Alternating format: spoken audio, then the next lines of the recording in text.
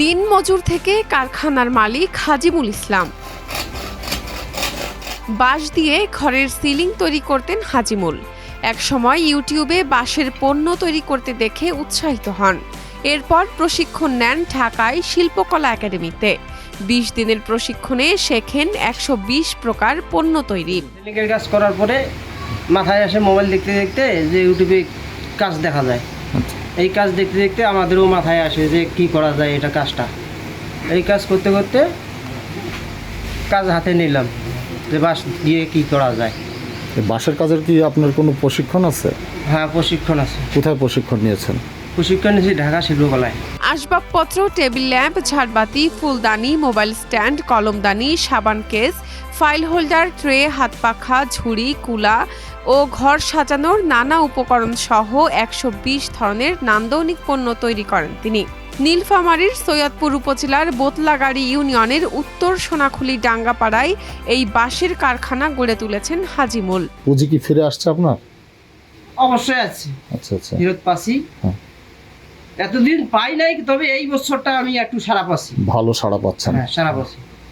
আপনার কি কি মেশিন আছে এটা এর জন্য কাজ করার জন্য? এখানে মগ গলার জন্য লেদ মেশিন আছে। শুরুতে কারখানাটি ছোট পরিসরে ছিল। ফেসবুকে পোস্ট দেওয়ার পর ঢাকার ব্যবসায়ীরা তাদের শোরুমের জন্য বাঁশ পণ্য কিনতে হাজিমুলের সঙ্গে যোগাযোগ করেন। এর ২ বছরের মাথায় হাজিমুল বাড়ির সামনে একখণ্ড জমি ভাড়া নিয়ে সেখানে পৃথক একটি কারখানা গড়ে তোলেন।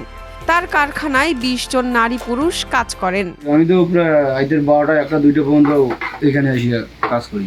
হাজিমুল জানালেন ৮ বছর হয়ে গেল বাঁশ দিয়ে বিভিন্ন পণ্য তৈরি করছেন। ঢাকায় ও মেলায় এসব পণ্যের ব্যাপক চাহিদা রয়েছে। পর্যটন কেন্দ্রেও এসব প্রদর্শিত হয়। প্রতি ২-১ দিন পর পর ঢাকায় পার্সেলের মাধ্যমে তার কারখানার পণ্য পাঠাতে হয়। এসব পণ্য বিদেশে যায় বলেও জানালেন তিনি। বিদেশে কি যাচ্ছে আপনাদের? বিদেশে যাচ্ছে, কিন্তু বায়ারের মাধ্যমে যাচ্ছে। বায়ারের মাধ্যমে? আমরা ডাইরেক্ট বায়ার পাই নাই। হ্যাঁ, হাতের ভিতরতে হাত চলে যাচ্ছে এই আর। এসব পণ্য তৈরির জন্য পঞ্চগড়ের তেঁতুলিয়া থেকে বাঁশ কিনে আনতেন হাজিমুল। তবে এখন নিজের জমিতে পরীক্ষামূলক হুতুম বাঁশ আবাদ শুরু করেছেন তিনি। আগামী ২-১ বছরের মধ্যে ব্যবহার উপযোগী হয়ে উঠবে সেগুলো। তখন তার উৎপাদন খরচও কমে আসবে। বোতলাগাড়ি ইউনিয়ন পরিষদের চেয়ারম্যান মনিরুজ্জামান সরকার বললেন, নারী পুরুষের কর্মসংস্থান সৃষ্টিতে হাজিমুলের কারখানা অনুকরণীয়। প্রায় ২০-২৫ জন কর্মচারী তার ফার্মে কাজ করে। সে বাঁশের প্রায় ১২০ প্রকার জিনিস তৈরি করে, যা দেখার মধ্যে খুব সৌন্দর্য এবং ভালো, যা ব্যবহারযোগ্য উপযোগী।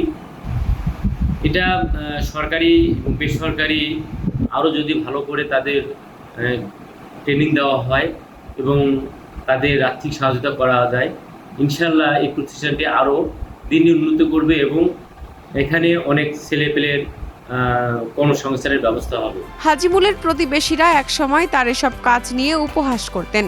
এখন তারাই এসে তার কারখানায় কাজ করছেন।